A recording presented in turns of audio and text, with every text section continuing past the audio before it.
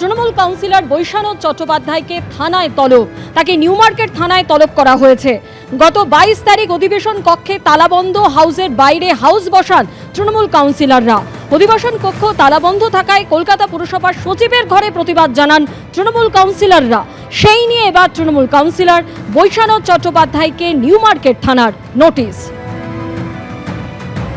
তৃণমূল যদি হাউস বসাতে চান তাহলে বিজেপির কাউন্সিলরদেরও ডাকা উচিত ছিল, কিন্তু এই তৃণমূল কাউন্সিলররা তারা এখনও রাজনীতি করতে চাইছেন।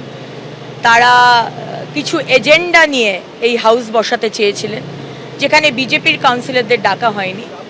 আমরা এই বিষয়টি দেখব, এটা কেএমসি অ্যাক্টের আন্ডারে পড়ে এবং এই বিষয়টি আমরা খতিয়ে দেখব। আমরা তো কমপ্লেন করেছি যে পৌর সচিব এবং যে যারা ছিলেন তারা আমাদের পৌর অধিবেশনের ঘর খোলেননি। আমাদের আইনে যেটা 1980 কলকাতা মিউনিসিপ্যাল অ্যাক্টে যেটা রয়েছে বা রুলস 1984 যেটা রয়েছে, তাতে চেয়ারম্যানের তার নির্দেশে সচিব তার অধিবেশন ব্যবস্থা করেন।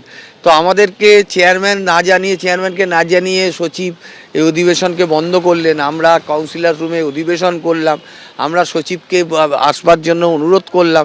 তাতে যদি কোনো কগনিজেবল অফেন্স হয়, তাতে যদি মামলা হয়, সিপিএমের সঙ্গে 34 বছর লড়েছি। পুলিশকে দিয়ে যদি আমাদের কণ্ঠরোধ করার চেষ্টা করা হয়, আমাদের যেটা ন্যায্য অধিকার, পৌর অধিবেশন আমাদের ডিসেম্বর পর্যন্ত টেনিওর আছে, সেখানে পৌর অধিবেশনটা মে মাসে করতে দেওয়া হলো না, বন্ধ করে দেওয়া হলো আনঅ্যাভয়েডেবল সার্কামস্টান্সেস বলে। কি আনঅ্যাভয়েডেবল সার্কামস্টান্সেস সেটা কোনো ক্ল্যারিফিকেশান নেই।